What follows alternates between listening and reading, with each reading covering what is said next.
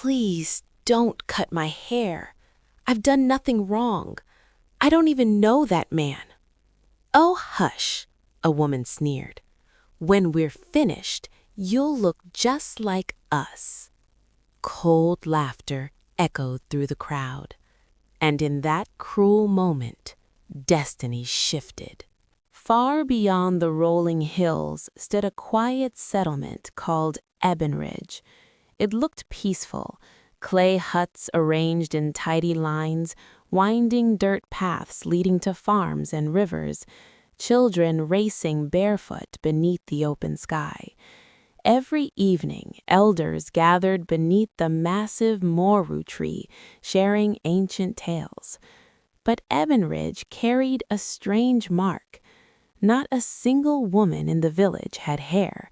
From birth to old age, every female's scalp remained smooth and bare.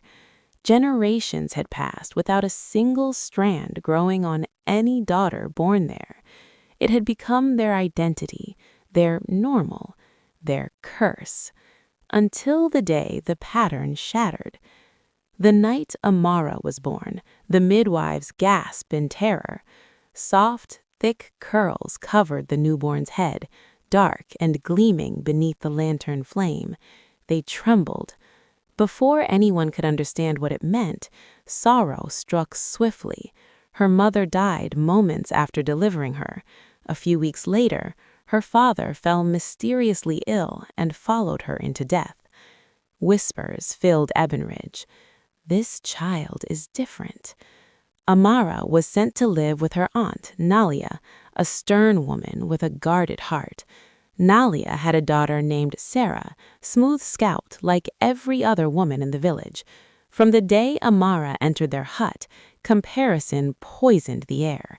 As the years passed, Amara's hair flourished, long, glossy, majestic. It flowed down her back like silk spun by royalty. When she walked through the marketplace, heads turned.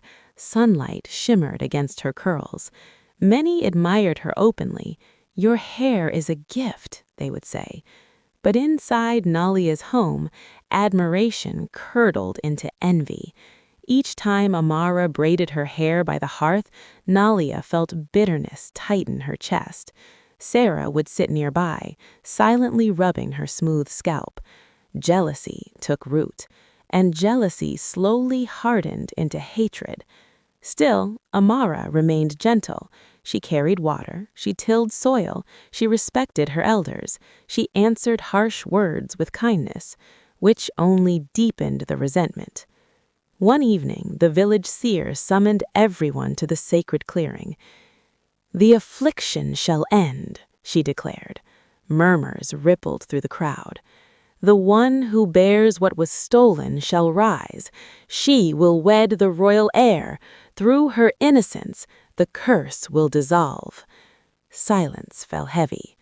"The girl with hair," the seer finished. "She is chosen." Every eye turned toward Amara, and inside Nalia, something dark awakened. Long ago, a grieving widow had been blamed for her husband's death. Without proof, the villagers dragged her into the square. They shaved her head, humiliated her, and exiled her. Before leaving, she cried, "You stripped me of my dignity. May your daughters never grow hair again."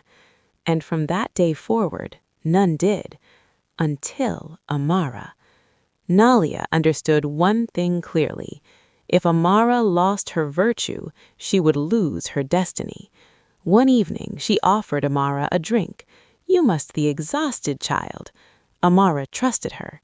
Moments later, darkness swallowed her.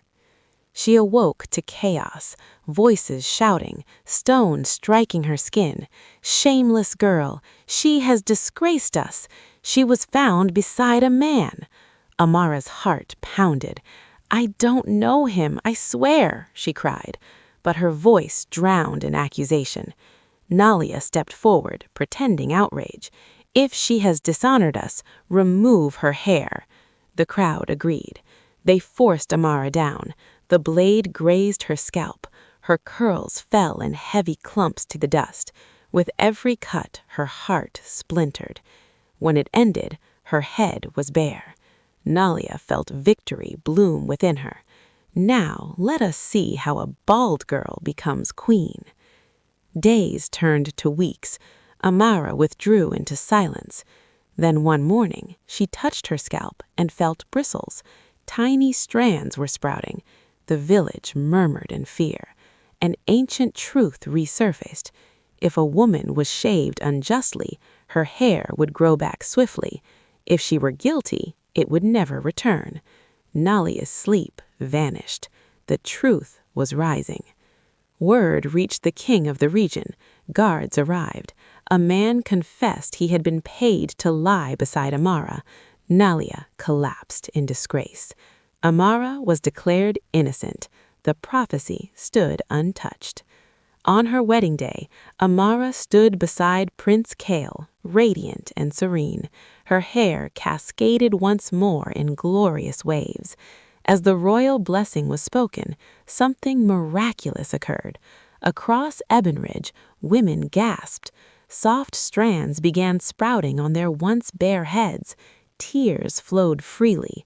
The curse was lifting. By sunset, hair was growing everywhere.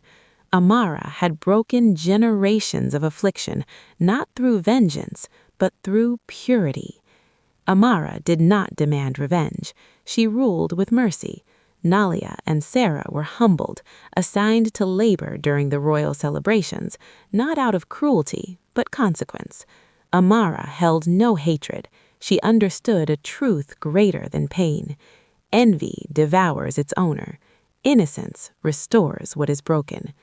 Years later, mothers would whisper to their daughters, "Be like Queen Amara. Even if the world strips you bare, if your heart is clean, you will rise again." Ebonridge transformed into a place of renewal, and the girl once condemned became the queen who ended a curse that lasted generations. Her story endured, not as one of suffering, but of triumph, because truth, no matter how deeply buried, always grows back, just like her hair. If this story touched you, don't forget to like the video and subscribe to the channel for more stories that inspire, teach, and entertain. Until next time, bye!